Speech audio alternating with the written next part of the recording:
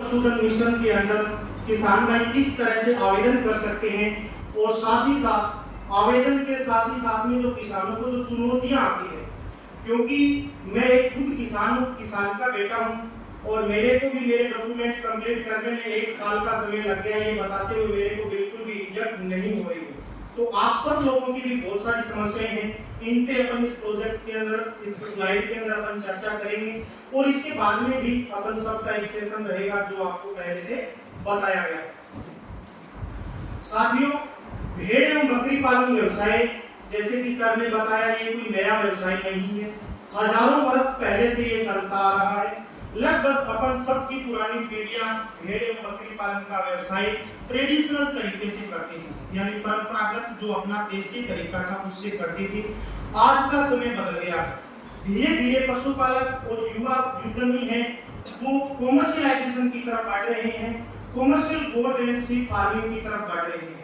उसको और ज्यादा आगे बढ़ाने के लिए केंद्र सरकार ने और आदरणीय ओपी चौधरी साहब आज यहाँ पे बैठे हैं जो इस स्कीम के मैं तो यूं कहूंगा कि पितामह हैं। इन्होंने किसानों को और ज्यादा फायदा देने के लिए commercialization sheep and goat breeding के अंदर इंक्रीज करने के लिए, बढ़ाने के लिए इस स्कीम का निर्माण किया है।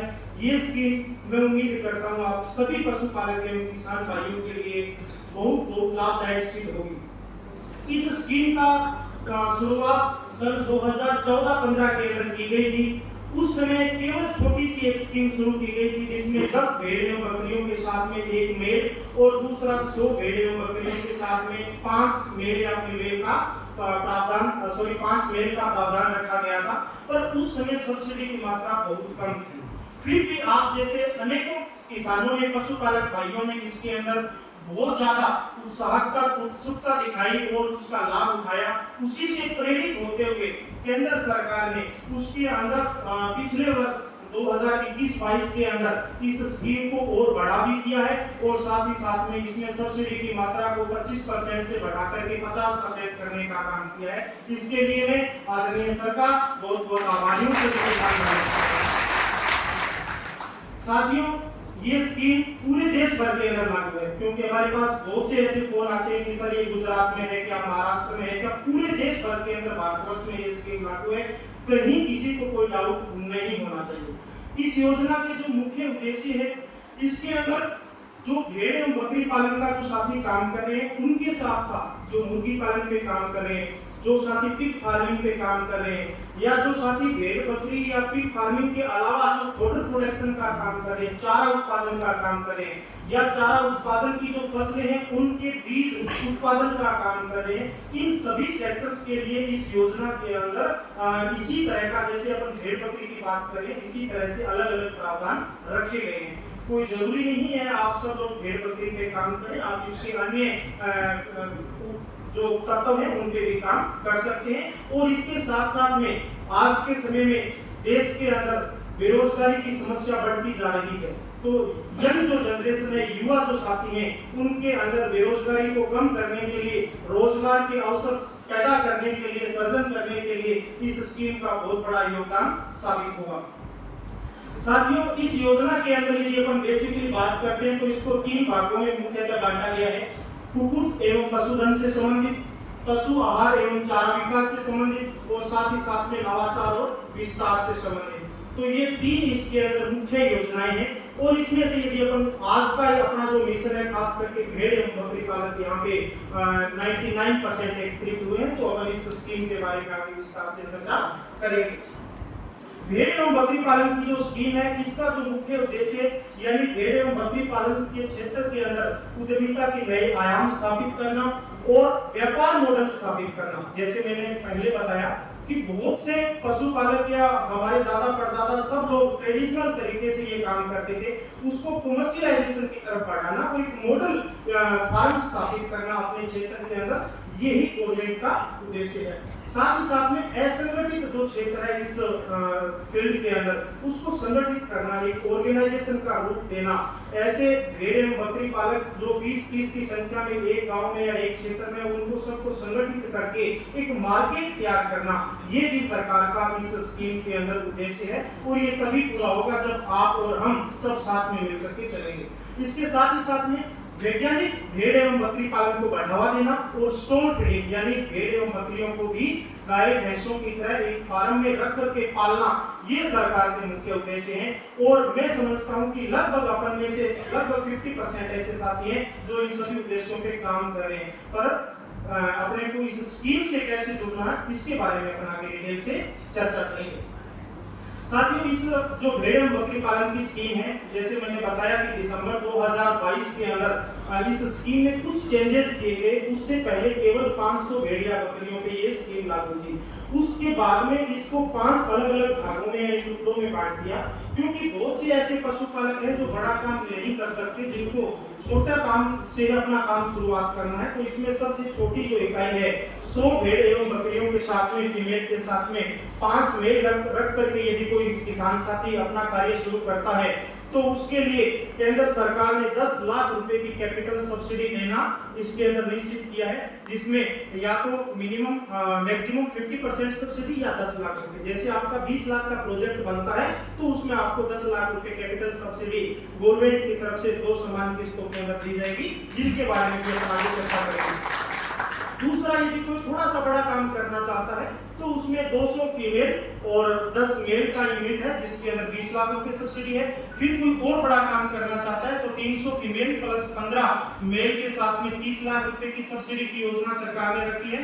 400 फीमेल और 20 मेल के साथ में सरकार ने 40 लाख रुपए तक का जो सब्सिडी है, कैपिटल सब्सिडी, वो रखने का प्रावधान रखा है। और सबसे बड़ा सेटअप यदि कोई लगाता है, 500 भेड़ एवं बकरियों का सेटअप कोई लगाता है, जिसमें 500 प्लस 25 यानी 25 आपको मेल रखने हैं, उसके लिए सरकार ने 50 लाख रुपए तक की सब्सिडी आप सभी किसान भाइयों के लिए इसके अंदर रखी है। इसमें कुछ एक छोटी-छोटी जो किसानों के लिए जो जरूरतमंद चीजें हैं उनके बारे में मैं इनके साथ में चर्चा करूं।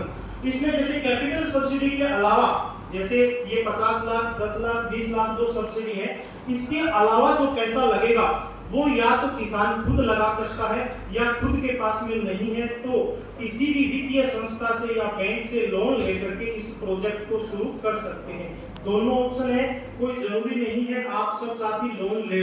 यदि आप खुद सामर्थ्यवान हो तो आप पैसा खुद लगा सकते हैं, आधा सरकार आपको सब्सिडी के रूप में दे रही है। और यदि आपके पास में पूंजी की कमी है तो आप बैंक के माध्यम से या किसी भी वित्तीय संस्था के माध्यम से आप सहायता ले सकते हैं। पर इसमें भी अपने को 10% पैसा कम से कम लगाना होता है। जैसे कोई पशुपालक भाई 100 भेड़ एवं बकरियों पे काम करता है, 20 लाख रुपए का उसका टोटल प्रोजेक्ट बनता है, तो उस किसान को 2 लाख रुपए कम से कम खुद लगाने होंगे, 10 लाख रुपए सब्सिडी अपने को मिलेगी और 8 लाख रुपए अपन बैंक से लोन ले सकते हैं यदि अपने को जरूरत है तो।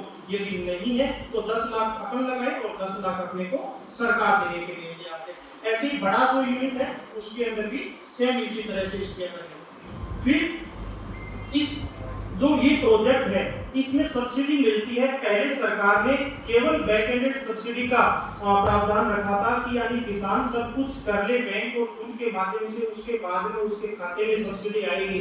पर उसमें भी संशोधन करते हुए माननीय महोदय ने इसमें संशोधन करवा करके अभी मार्च या अप्रैल के महीने में इसमें इन फ्रंट सब्सिडी यानी आधी सब्सिडी पहले किसान के खाते में आए और आधी सब्सिडी बाद में किसान के खाते में आए। इस तरह का प्रावधान भी स्कीम के अंदर करवाया है। इसके बाद सबसे बड़ा इशू आता है सब किसान के मन में, यानी 1 करोड़ का लोन और 50 लाख रुपए की सब्सिडी का नाम सुनते ही सभी किसानों के मन में एक सपना आता है कि क्यों ना ऐसी स्कीम में भी उठा। ये सब सपना आते ही सबसे पहले आता है कि यदि सब्सिडी मिलेगी तो मिलेगी कैसे, ये सबसे मेन इंपॉर्टेंट चीज है। क्योंकि बहुत से ऐसे पशुपालक भी मैंने देखे हैं जिनकी फाइल जयपुर से पास होकर के बैंक में आ गई, बैंक ने लोन दे दिया, उसी से खुश हो जाते हैं कि हमें लोन मिल गया। वो पूर्ण विधि अभी तक नहीं है, उसके अलावा भी बहुत सारे स्टेप भी बाकी होते हैं। तो इसीलिए ये सबसे महत्वपूर्ण है कि सब्सिडी कैसे मिलेगी। सब्सिडी जैसे कि मैंने बताया 2 किस्तों के अंदर आती है। प्रथम जो किस्त है आपने अप्लाई किया, अप्लाई करने के बाद में आपके राज्य स्तरीय कमेटी से अनुमोदित होकर के आपके बैंक में आता है और बैंक उस पे आपको लोन जारी कर देता है। उसके बाद में आपको आधी सब्सिडी की किस्त आपका जो खाता है उसके अंदर आएगी। उसके बाद में जैसे ही आप आपने उस सब्सिडी की अमाउंट को आपने यूज कर लिया, यानी अपने फार्म सेटअप में लगा लिया, आपने खुद का पैसा लगा लिया, आपने बैंक के द्वारा दिया हुआ पैसा लगा लिया, उसकी रिपोर्ट फिर बैंक है वो राज्य स्तरीय जो कमेटी होती है उसको सूचित करता है, और फिर वो राज्य स्तरीय कमेटी जो भारत सरकार की कमेटी है उसको उसके लिए अनुमोदित करती है, और फिर वो पूरी की पूरी सब्सिडी आपके खाते के अंदर आ जाती है। पर साथियों ये इतना आसान नहीं है जितना आप यहाँ से बैठ करके देख पा रहे हो, जितना मैं यहाँ से खड़ा होकर के बता पा रहा हूँ। इसके लिए अपन सबको, आपको, हमें, और चाहे राज्य सरकार के अधिकारी हैं या केंद्र सरकार के अधिकारी हैं, इन सब की मेहनत की वजह से ये सब हो पाता है। पर ये केवल मैंने आपको एक छोटा सा बताया है कि इस तरह का ये प्रोसेस रहता है। ऐसे ही यदि कोई किसान केवल खुद का पैसा लगाता है, बैंक से लोन नहीं लेता, पूरा का पूरा पैसा किसान खुद लगाता है, तो उसी कंडीशन के अंदर सेम इसी तरह से सब्सिडी आती है। जैसे आपने 20 लाख रुपए का प्रोजेक्ट बनाया, 10 लाख रुपए गवर्नमेंट सब्सिडी दे रही है और 10 लाख रुपए आप खुद लगा रहे हो, तो आपने जैसे 5 लाख रुपए अपने लगा दिए और फिर भी अपने को बैंक के माध्यम से सब्सिडी आएगी। ऐसा नहीं है कि सरकार अपने घर पे डायरेक्ट आके सब्सिडी देगी, नहीं, बैंक के माध्यम से आएगी, तो बैंक का इन्वॉल्वमेंट इसके अंदर रहेगा। तो अपन ने जब अपनी आधी पूंजी लगा देते हैं तो उसका आधी सब्सिडी की मात्रा, जैसे 5 लाख रुपए या 10 लाख रुपए जो भी आपका आधा बनता है वो आपके खाते में आएगा। फिर जैसे आप पूरी कंप्लीट प्रोसेस करते हैं उसके बाद में बची हुई सब्सिडी की दूसरी किस्त भी आपके खाते के अंदर आती है। इसके बाद में सब घोषित मामले में, यानी यदि पूरा का पैसा आपने खुद ने लगाया है, बैंक से लोन नहीं लिया, तो भी उस कंडीशन में 3 साल तक इसकी मॉनिटरिंग है वो सरकार करेगी, जो राज्य स्तरीय कमेटी है वो करेगी, और 3 साल तक आपको बैंक के अंदर अपनी सिक्योरिटी देनी पड़ेगी। ऐसा नहीं है कि अपने को विदाउट सिक्योरिटी के लोन या विदाउट सिक्योरिटी के पूरा का पूरा सब्सिडी मिलेगा। आपको 3 साल तक इसके अंदर सिक्योरिटी देनी पड़ेगी। यदि आप पूरा का पूरा, यानी आधा पैसा आप लगाते हैं और आधा पैसा सब्सिडी के रूप में अपने को ग्रांट मिलता है, तो। और इसके अंदर एक सबसे नीचे आप जो देख पा रहे हो, मैंने रेड करके लाइन डाली है, कार्यशील पूंजी। कार्यशील पूंजी जिसे वर्किंग कैपिटल कहते हैं, इसका मतलब चारा, इसका मतलब दाना, इसका मतलब लेबर, आपका लाइट का बिल, आपका पानी का बिल, आपने जमीन खरीदी है, आपने ट्रैक्टर खरीदा है, आपने जमीन किराए पे ली है, उस पे सरकार सब्सिडी नहीं देती। ये आपको पहले ही क्लियर कर देना होता है। ये सब आपको पर्सनल या बैंक के माध्यम से करना होता है, इससे कोई सब्सिडी आपको नहीं मिलेगी। सब्सिडी आपको केवल फिक्स कैपिटल पे, जैसे आप बकरी खरीदते हैं, आप भेड़ खरीदते हैं, आप ब्रीडर खरीदते हैं, आप चारा कटिंग के लिए मशीन खरीदते हैं, आप शेड बनाते हैं, उन सब के लिए आपको सरकार है वो इस योजना के अंदर सब्सिडी देती है। यानी फिक्स कैपिटल पे सब्सिडी रहती है, जबकि वर्किंग कैपिटल पे सब्सिडी नहीं रहती। यदि बात करते हैं कि इस योजना के आवेदन करने के लिए कौन कौन से ऐसे डॉक्यूमेंट है जो चाहिए होते हैं, ये डॉक्यूमेंट की है और बहुत ही महत्वपूर्ण लिस्ट है, क्योंकि किसान के सबसे पहले जो इश्यू आता है, सबसे पहले जो दिक्कत आती है वो अपना डॉक्यूमेंटेशन कंप्लीट करने के लिए ही आती है। तो उसमें सबसे पहला जो डॉक्यूमेंट है विस्तृत प्रोजेक्ट रिपोर्ट, जिसे डीपीआर कहते हैं। इस डीपीआर के अंदर आपको अपना पूरा का पूरा फॉर्मेट शो करना होता है कि मैं कितने भेड़ एवं बकरी पालन का कार्य करूँगा, किस लोकेशन पे मैं करूँगा, क्या मेरा फंडिंग का सोर्स होगा, मैं किस बैंक से लोन लेऊँगा या मैं पूरा का पूरा पैसा खुद लगाऊंगा। ये सारी की सारी चीज़ें, यानी अपना पूरा का पूरा जो कैलकुलेशन होता है वो इस प्रोजेक्ट रिपोर्ट के अंदर आता है। तो सबसे पहले सुनिश्चित कर लेना चाहिए कि अपने को प्रोजेक्ट रिपोर्ट इस योजना के अंदर तैयार करवानी होती है। ये सब डॉक्यूमेंट ऑनलाइन अप्लाई होते हैं, वो मैं आपको आगे बताऊँगा।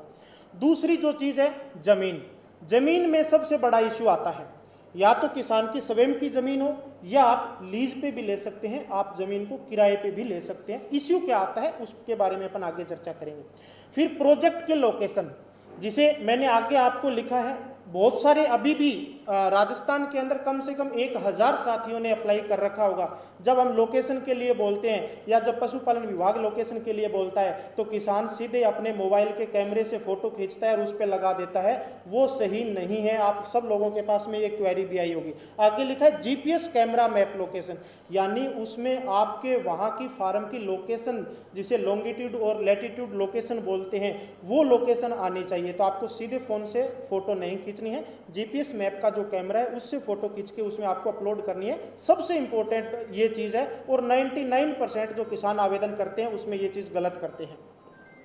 इसके बाद में किसान का हिस्सा, जैसे मैंने बताया कि 10% किसान को खुद लगाना होता है। जैसे 20 लाख का प्रोजेक्ट है, 2 लाख यदि कोई किसान खुद लगाता है तो वो 2 लाख आपको दिखाना होगा कि या तो मेरे पास 2 लाख रुपए ये बैंक के अंदर ये बजट है, उसकी आपको जो करंट का स्टेटमेंट निकाल करके लगाना होता है।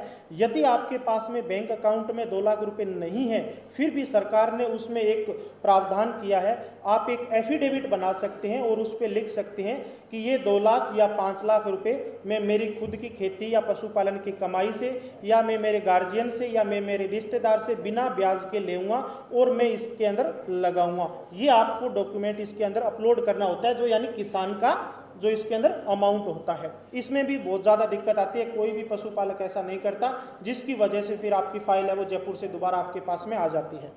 फिर उसके बाद में आवेदक या किसान से जुड़े हुए किसानों यानी पशुपालकों की सूची।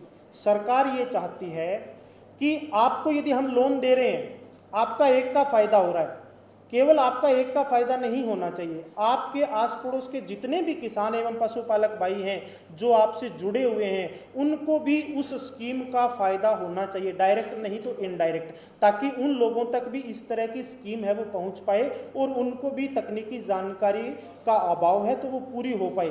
यानी यदि आप 100 भेड़ एवं बकरियों पे काम करते हैं तो कम से कम आपको 20 से 50 पशुपालक या किसान ऐसे साथी जो आपसे जुड़े हुए हैं उनकी लिस्ट बना करके आपको इसमें अपलोड करनी है। कोई ज़रूरी नहीं है आप कंप्यूटर से टाइप करवाएं, आप अच्छी हैंडराइटिंग से पेन से 20 या 50 किसानों का नाम लिखें, उनके फादर का नाम लिखें, मोबाइल नंबर लिखें, आधार कार्ड लिखें और उनका एड्रेस लिखें और इसके अंदर अपलोड कर दें। केवल छोटा सा काम है, पर 99% पशुपालकों को ये क्लियर नहीं होता कि हमें किन किसानों की सूची देनी है। जो आपसे जुड़े हुए हैं उनकी ही सरकार आपसे मांग रही है, इसके अलावा कुछ भी नहीं है।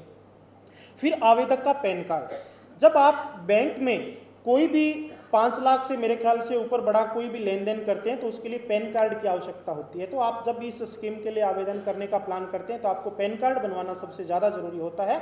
तो आपको इसमें पैन कार्ड की कॉपी अपलोड करनी है फ़ोटो खींच करके। फिर आपका आधार कार्ड एक बेसिक डॉक्यूमेंट है, आप सब किसान साथियों को पता है। इसके अंदर जो रेड वाले हैं वो सभी कंपल्सरी हैं। रेड वाले जो डॉक्यूमेंट मैंने लिखे हैं ये नहीं लगाओगे तो आपका फार्म सबमिट नहीं होगा। जो ब्लैक वाला है वो लगाओगे तो भी चलेगा, नहीं लगाओगे तो भी चलेगा। फिर जैसे आप आवेदक का पता आपका कोई भी पहचान पत्र जिस पे आपकी फ़ोटो लगी हो, जैसे उसमें आप बैंक का जो आपका पासबुक है उसको भी काम में ले सकते हो, यानी जिस पे आपका कंप्लीट में एड्रेस आ जाए, एक आपको वो आईडी चाहिए होती है। उसके अलावा आवेदक की फ़ोटो, यानी आप जो भी आप में से आपका फादर के नाम से आप अप्लाई कर रहे हो, आपके खुद के नाम से अप्लाई कर रहे हो या अपने बेटे के नाम से अप्लाई कर रहे हो, तो जिस कैंडिडेट के नाम से आप आवेदन करते हो उसकी खुद की फ़ोटो चाहिए। ऐसा नहीं है आप अप्लाई खुद के नाम से कर रहे हो, फ़ोटो किसी और की लगा रहे हो। ये सब चीज़ों का सत्यापन होता है, ऐसा आप करोगे तो फिर आपकी फाइल रिजेक्ट हो जाती है। तो ये भी आपके लिए एक ज़रूरी है। फिर शैक्षणिक प्रमाण पत्र, ये कंपलसरी नहीं है। यदि आप पढ़े लिखे हैं, 8वीं 10वीं 12वीं जो भी आपके पास है आप वो लगाइए। यदि आपके पास नहीं है तो कोई ज़रूरी नहीं है। फिर जाति प्रमाण पत्र यदि लागू हो तो, क्योंकि कोई साथी ओबीसी से आता है, कोई साथी कैटेगरी से SC ST से या किसी भी कैटेगरी से आता है, उनके लिए लागू है तो आप जाति प्रमाण पत्र लगाइए, अन्यथा कोई ज़रूरत नहीं है। फिर प्रशिक्षण प्रमाण पत्र एवं अनुभव प्रमाण पत्र, ये इस स्कीम में एक ऐसा डॉक्यूमेंट है जिसको पूरा करने के लिए किसान भाई सालों साल लगा देते हैं, क्योंकि अच्छा ट्रेनिंग नहीं मिल पाता। और मैंने आगे लिखा है सरकारी संस्था से मान्यता प्राप्त, या तो संस्था हो या सरकारी संस्था का डॉक्यूमेंट हो। बहुत सारे ऐसे साथी हैं जो गवर्नमेंट अप्रूव्ड सेंटर नहीं होते या गवर्नमेंट संस्था का सर्टिफिकेट नहीं होता, जिसकी वजह से आवेदन के समय एक बार जैसे तैसे करके आवेदन कर देते हैं, फिर उसकी समस्या उसकी वजह से भी आपको इश्यू आता है। तो आप सिक्योर करिए कि प्रत्येक जिले के अंदर कृषि विज्ञान केंद्र हैं। राजस्थान के अंदर 5 कृषि विश्वविद्यालय हैं, 2 पशु चिकित्सा विश्वविद्यालय, दूसरा अभी जयपुर के अंदर जोबनेर में खुलने वाला है, खुल गया है। इस CSWRI संस्थान है, CIRG संस्थान है, सब तरह के संस्थान है वो भेड़ एवं बकरी पालन का प्रशिक्षण करवाते हैं। इन आप संस्थान से आवेदन प्रशिक्षण प्राप्त करके और आवेदन के अंदर यदि आपका सर्टिफिकेट लगाते हो तो उसे कोई भी चैलेंज नहीं कर सकता। फिर बैंक का कैंसल चेक, जिस कैंडिडेट के नाम से आप अप्लाई कर रहे हो, जैसे आप खुद के नाम से अप्लाई कर रहे हो तो आपके खुद के नाम का बैंक का चेक चाहिए और उस पर 2 लाइन कट करके उस पर कैंसिल लिख करके और आपके साइन करके आपको अपलोड करना होता है। बहुत से ऐसे पशुपालक हैं जो चेक का नाम सुनते ही सीधे खाली ब्लैंक चेक की फोटो खींचते हैं और अपलोड कर देते हैं। ये सही नहीं है, आपको उसको कैंसिल करना है, उसके बाद अपलोड करना है। इसके बाद में पिछले 6 महीने की आपकी बैंक स्टेटमेंट, यानी आपका पिछले 6 महीने में बैंक के साथ में कैसा लेन देन रहा है, कितना लेन देन रहा है, उसकी पूरा का पूरा 6 महीने का बैंक स्टेटमेंट आप बैंक के अधिकारी को जाकर के बोलेंगे, आपका बैंक का स्टेटमेंट निकालेगा और उसको आपको अपलोड करना है। तो ये जो रेड कलर के अंदर जो डॉक्यूमेंट है ये सब कंपलसरी डॉक्यूमेंट है और जो ब्लैक कलर के अंदर आपको जो चीज़ें दिखाई गई है वो जरूरी नहीं है, आप लगाते हैं तो ज़्यादा अच्छा है। तो ये डॉक्यूमेंट की 14 डॉक्यूमेंट की लिस्ट है। सभी किसान भाई इस डॉक्यूमेंट लिस्ट के अंदर पछड़ जाते हैं, पीछे रह जाते हैं। तो मैं आप सबको दोबारा से एक बार, इसीलिए मैंने इसमें ज्यादा फोकस किया है कि इसको किसान साथी हम पूरा कर सके। इसके बाद सबसे बड़ा इशू आता है, बहुत से ऐसे किसान होते हैं कि साहब मेरे पास में एक भेड़ भी नहीं है, मैं इसके, या कई ऐसे संस्थाएं भी होती है कि हम भी आवेदन कर सकते हैं। तक क्लियर कट इसमें गवर्नमेंट की गाइडलाइन में लिखा है कि कोई भी किसान इसमें आवेदन कर सकता है, व्यक्तिगत रूप से भी कर सकता है। आप स्वयं सहायता समूह बना करके भी 20-50 लोग मिलकर के एक ग्रुप बना करके भी आप उसमें आवेदन कर सकते हैं। आप किसान उत्पादन संगठन बना करके भी इसके लिए आवेदन कर सकते हैं, या कोई भी FPO किसी भी फील्ड के अंदर काम कर रहा है तो भी वो इसके अंदर आवेदन कर सकता है। इसके बाद में सामूहिक रूप से आप 2-5 किसान मिलकर के 10 किसान मिलकर के आप आवेदन कर सकते हैं। और जो सैंक्शन एक्ट के तहत जो कंपनियां हैं वो भी इस स्कीम के लिए आवेदन कर सकती है। तो सभी तरह के लोग, किसी भी तरह का अपने को कंफ्यूजन नहीं होना चाहिए कि क्या हम आवेदन कर सकते हैं या नहीं। बिल्कुल क्लियर कट गवर्नमेंट की ये गाइडलाइन है। अब जो सबसे बड़ा स्टेप है किसानों के लिए, पशुपालकों के लिए, ये जो हमने एक छोटे छोटे 6 पॉइंट जो लिखे हैं ये सबसे बड़ा स्टेप है। मैं बोल करके बताऊं तो ये 2 मिनट में खत्म हो सकता है, और आप फोन में फोटो लेते हैं तो ये 2 सेकंड में खत्म हो सकता है। पर यदि इसी चीज को धरातल पे उतारें तो मैंने साहब ऐसे ऐसे भी राजस्थान के किसान देखे हैं जिन्होंने 2021 में आवेदन किया था और उनका आज तक भी कंप्लीट नहीं हुआ है। तो मैं इस स्लाइड के माध्यम से सर से भी निवेदन करना चाहूँगा कि सर ये स्कीम गवर्नमेंट ने बहुत अच्छी स्कीम बनाई है, बहुत अच्छा इस स्कीम से किसानों को फायदा हो सकता है और हो भी रहा है, पर जितना आज तक होना चाहिए था उसमें कहीं न कहीं हम लोग पीछे हैं। उसमें अपन किसानों की भी अनभिज्ञता है और कुछ न कुछ, क्योंकि नई स्कीम थी, जो भी अधिकारी थे उनको भी शुरुआत में थोड़ी सी दिक्कतें आई थी, पर अभी सभी राज्यों के अंदर प्रोग्रेस है वो धीरे धीरे बढ़ रही है। तो ये चीज़ सबसे इम्पोर्टेंट है। किसान को आवेदन कहाँ करना है, किसान को अप्लाई कहाँ करना है, कहीं जाने की ज़रूरत नहीं है। आप ऑनलाइन अपने घर बैठे, आप थोड़े से पढ़े लिखे हैं, अपने मोबाइल से भी आवेदन इसके लिए कर सकते हैं। इसके लिए नेशनल लाइवस्टॉक मिशन की वेबसाइट पे आप जाएंगे, वहाँ पे ऑनलाइन आवेदन के लिए एक कॉलम आता है, वहाँ से, या एक ऑफिशियल वेबसाइट nlm.udyamimitra.in, इस पे जाकर के भी आप इसके फॉर्म को खोल करके ऑनलाइन आवेदन कर सकते हैं। आपने जैसे ही आवेदन किया, आपके आवेदन करने के बाद में आपकी पूरी की पूरी फाइल आपके संबंधित राज्य का जो पशुपालन विभाग का ऑफिस है, जो आपके, जैसे राजस्थान का मैं बात करूं तो जयपुर, वहां आपकी फाइल ऑटोमेटिक चली जाएगी, कहीं किसी को ले जाने की ज़रूरत नहीं है। पूरा का पूरा प्रोसेस ऑनलाइन है। ऑनलाइन यानी राज्य की जो स्टेट इम्प्लीमेंटेशन जो एजेंसी होती है वो आपकी फाइल को देखती है, आपकी फाइल को जांचती है, आपने जो डॉक्यूमेंट लगाए हैं उनके आधार पे। यदि आपकी उस डॉक्यूमेंट में कोई कमी है तो आपको दोबारा से ऑनलाइन SI है वो आपको इन्फॉर्म करती है। बाकायदा आपके मोबाइल फ़ोन पे भी टेक्स्ट मैसेज आता है कि आपकी इस प्रोसेस पे आपका फाइल रुक गई है या आपको ये इश्यू आया है। तो जो भी यदि किसी के डॉक्यूमेंट का कोई कमी है तो आप इसमें दोबारा से जाकर के अपलोड करेंगे, SI आपका दोबारा से क्लियर कर पाएगी। तो SI जो एजेंसी होती है जो पशुपालन विभाग की, वो इसको देखती है और यदि कोई इश्यू है तो आपको दोबारा से आपके पास में इन्फॉर्म करती है। यदि क्लियर है तो उसे फिर आगे लोन सैंक्शन के लिए संबंधित बैंक जो आपने दिखाया है उसके पास भेजती है। और उससे पहले एक छोटा सा काम और करती है, उसका फिजिकल वेरिफिकेशन करवाती है। आपके डिस्ट्रिक्ट लेवल का जो पशुपालन विभाग का ऑफिस है वहाँ पे SIA इस फाइल को भेजेगी और संबंधित जो भी आपके जिले का अधिकारी है आपके यहाँ पे आएगा, आपका देखेगा, जो आपने डॉक्यूमेंट लगाए हैं उनकी सत्यता को जानेगा, जो आपने लोकेशन दिखाई है उसको जानेगा और उसके बाद में वो करके और ऑनलाइन वापस वो जयपुर भेज देंगे और फिर जयपुर से वो फाइल आपके संबंधित बैंक के अंदर जाती है। जिस बैंक का अकाउंट और जिस बैंक की डिटेल आप सभी साथियों ने उस ऑनलाइन आवेदन के समय जो लिखा था, तो इसीलिए ध्यान से आपको अपना बैंक डिटेल और बैंक का सिलेक्शन करना सबसे ज़्यादा ज़रूरी होता है। ऐसा ना हो किसी ने केवल अपना अकाउंट नंबर लिख दिया, किसी ने ब्रांच का एड्रेस नहीं लिखा, ये सब चीज़ें आप यदि रख दोगे तो आपकी फाइल में दिक्कत आएगी। तो इसीलिए आवेदन के समय ये सब चीज़ें ज़रूरी होती है।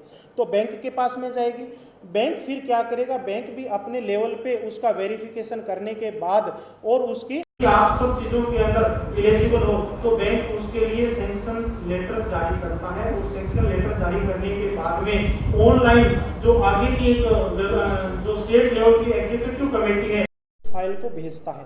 फिर स्टेट लेवल की जो एग्जीक्यूटिव कमेटी है वो उसको दोबारा से देख करके और आगे रिकमेंड करती है सब्सिडी अप्रूव करने के लिए। जो केंद्र सरकार की जो दिल्ली के अंदर जो संस्था बनी हुई है वहाँ पे उस जगह पे जो एग्जीक्यूटिव कमेटी है वो भेजती है और फिर वहाँ से आपकी सब्सिडी है वो जारी होती है।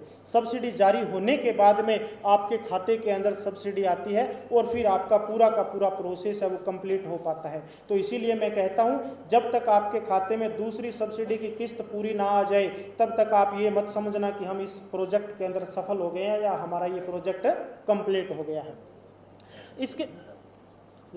इसके बाद यदि अपन बात करते हैं जगह की, क्योंकि सबसे बड़ा इश्यू ये आता है कि हम 500 बकरियों पे काम करें तो हमें जगह कितनी चाहिए होती है। तो इसके अंदर आपके पास में शेड बनाने के लिए और आपके पास में चारा उत्पादन यानी हरा चारा उत्पादन के लिए आपके पास में जगह होनी चाहिए। और इसके अंदर आपके पास में अलग अलग जगह भी हो सकती है। कई साथियों की ऐसी शिकायतें आती है या फ़ोन आते हैं कि सर हमारे पास में फोडर प्रोडक्शन के लिए तो हमारा खेत दूर है और हम फार्म गांव में लगाना चाहते हैं। तो आप ऐसा भी कर सकते हो, कोई ज़रूरी नहीं है दोनों चीज़ें एक साथ हो, दोनों अलग अलग हो सकती है।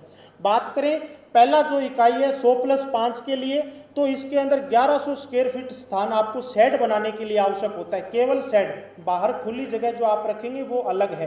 केवल शेड बनाने के लिए 1800 स्क्वायर फीट, जिसके अंदर 1100 स्क्वायर फीट 100+5 एडल्ट एनिमल के लिए और 700 स्क्वायर फीट उसके बच्चों के लिए, या बाई चांस आपकी कोई बकरी बीमार हो जाती है, कोई आप 10 पशु बाहर से खरीद करके लेके आते हैं तो उनके लिए एक आप अलग से जगह बनाते हैं। तो टोटल ये 1800 स्क्वायर फीट जगह होती है। इसमें चारे के लिए आपको 1 एकड़ स्थान की आवश्यकता होती है, जो आपका थोड़ा दूर भी हो सकता है।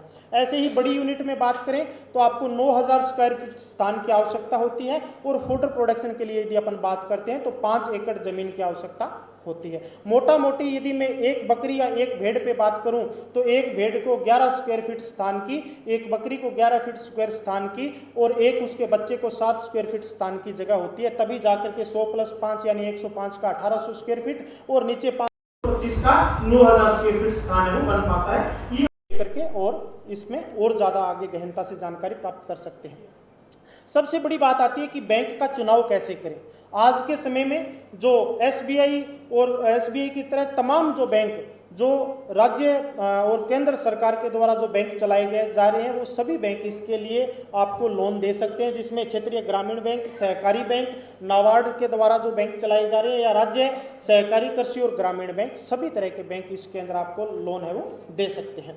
इसके आवेदन की प्रक्रिया के लिए मैंने आपको पहले भी बता दिया कि नेशनल लाइवस्टॉक मिशन स्कीम की वेबसाइट पे आप जाकर के या nlm.udyamimitra.in की वेबसाइट पे जाकर के आप ऑनलाइन आवेदन कर सकते हैं।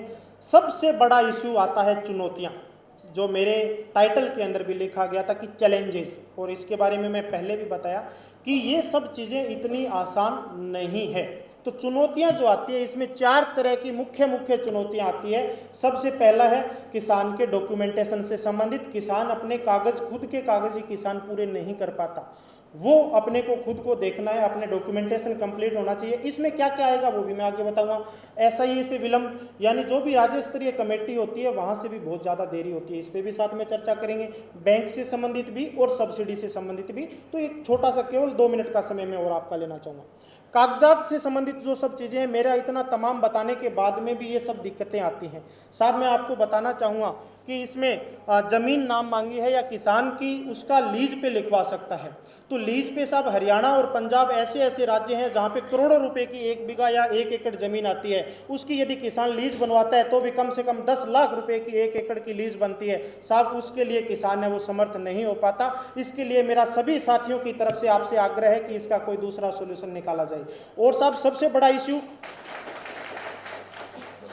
इशू साहब इसमें यह आता है, यदि कोई यंग लड़का है 20 साल का, 25 साल का, 30 साल का और वो काम करना चाहता है, उसके मदर या फादर या दादा के नाम जमीन है, तो वो आवेदन नहीं कर सकता। तो इसके लिए एक एफिडेविट यदि किसान लगा दे या अपने फादर के नाम से एफिडेविट बनवा करके लगा दे कि ये राम सिंह मेरा बेटा है और ये मेरी ज़मीन है, इस पे ये बकरी पालन का काम कर सकता है, तो वो किसान के लिए साहब सहूलियत हो सकता है, किसान के लिए सुविधा उसके अंदर हो सकती है। तो इस तरह का सरकार के द्वारा एक छोटा सा इसमें चेंजेस किया जा सकता है, जिसकी वजह से अधिक किसान इस स्कीम का फायदा उठा सकते हैं। किसान का हिस्सा जैसे मैंने आपको बताया कि 2 लाख या 5 लाख रुपए आपका हिस्सा है, आपको बैंक में डलवाने की ज़रूरत है और उसके बाद में आपको स्टेटमेंट निकाल के करना होता है। यदि इसके अंदर केवल किसान एक सर्टिफिकेट लगा दे कि मैं 5 लाख या 2 लाख रुपए में लगाने में समर्थ हूँ, मैं बिना ब्याज में लगाऊंगा, तो इससे यदि काम चल जाए तो ये और ज़्यादा बेटर हो पाएगा। इसके बाद में जैसे मैंने लीज और डीड से संबंधित बताया, यानी जो चारा के लिए जो जगह है उसके लिए जो लीज बनवानी पड़ती है वो बहुत ज़्यादा कॉस्टली किसान को पड़ती है और उस पर सरकार कोई सब्सिडी भी नहीं देती, तो इसके अंदर थोड़ा सा सुधार किया जा सकता है। SIA से संबंधित साहब जैसे मैंने पहले ही बीच के अंदर बताया कि राजस्थान के केवल आज तक हजारों किसानों ने आवेदन किया होगा और पूरे देश से बहुत से किसानों ने आवेदन किया है, जबकि मैं केवल राजस्थान की बात करूं तो केवल 2 ऐसे किसान हैं जिन्होंने 2021 में आवेदन किया था और केवल 1 किसान की सब्सिडी आज खाते में आई है, 3 साल होने को हो गए, और दूसरा ऐसा किसान है जो पहली सब्सिडी के लिए ही अभी तक चक्कर लगा रहा है। तो इसके लिए SIA के अंदर थोड़ा सा मैं सभी हमारे साथीगण जो पशुपालन विभाग की तरफ से आए हैं उनके लिए जो हमारे राठौड़ साहब हैं इनसे निवेदन करना चाहूंगा कि साहब इस कमेटी के अंदर थोड़े से मेंबर बढ़ाए जाएं ताकि किसानों की ज्यादा से ज्यादा उसके अंदर फाइलें निकल पाए, या इसके अंदर जिला स्तर से ये आपके पास में आवेदन आए। यदि आपके पास में 1000 आवेदन आए हैं, आप 1 महीने में काम करना चाहें तो अधिकारी के तरफ पे ये संभव नहीं है, क्योंकि मैं भी ये सब चीजें फेस करता हूं। तो ये चीजें जिला स्तर से छंटनी होकर के यदि राज्य लेवल पे आए तो इसके अंदर कुछ तेजी आ सकती है।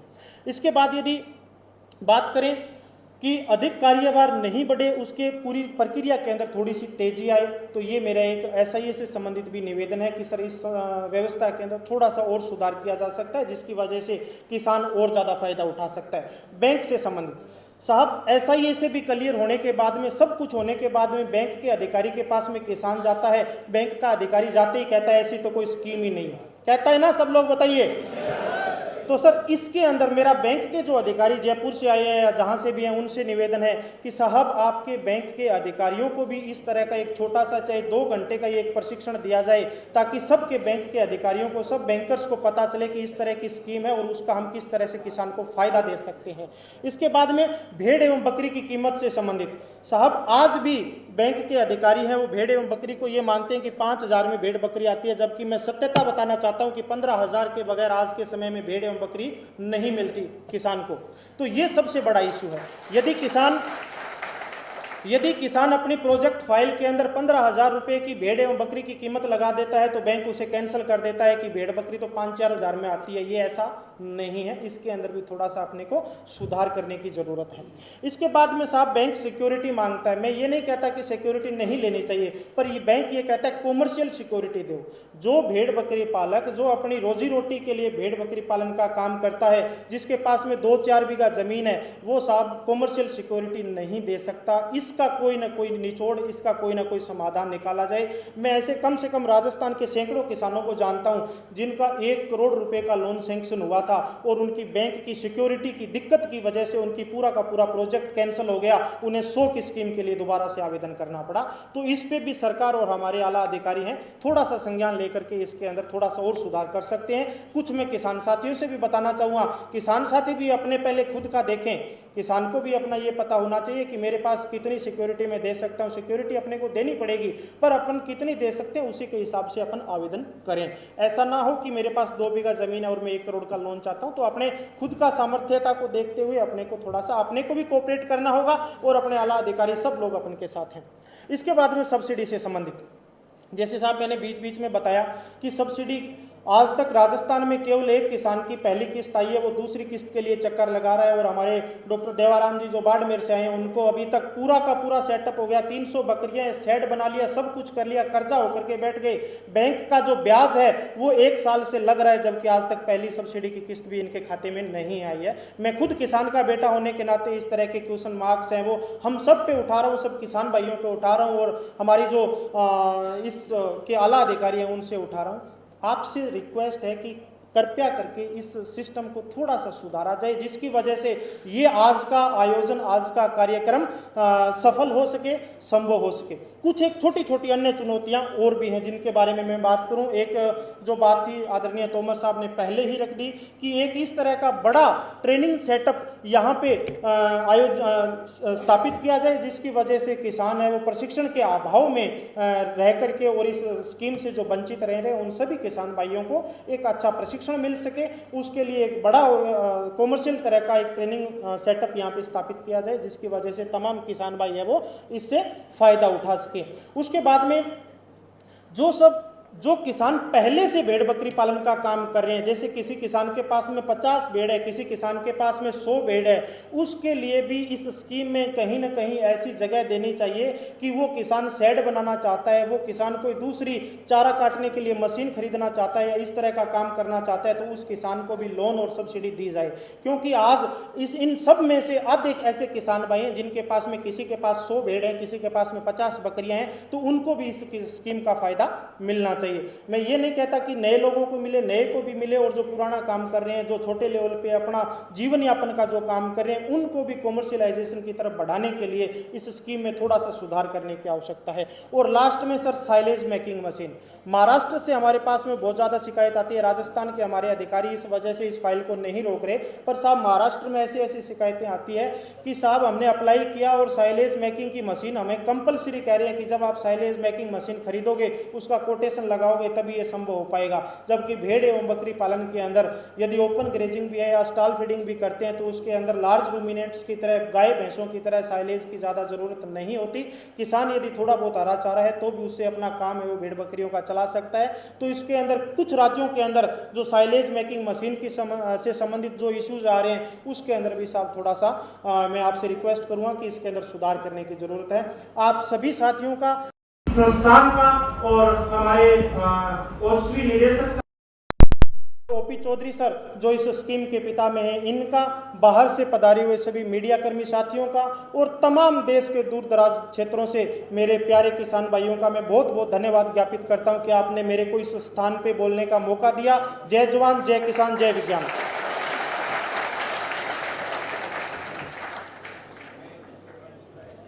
धन्यवाद डॉक्टर शंकर, आपने बहुत ही अच्छी तरीके से आवेदन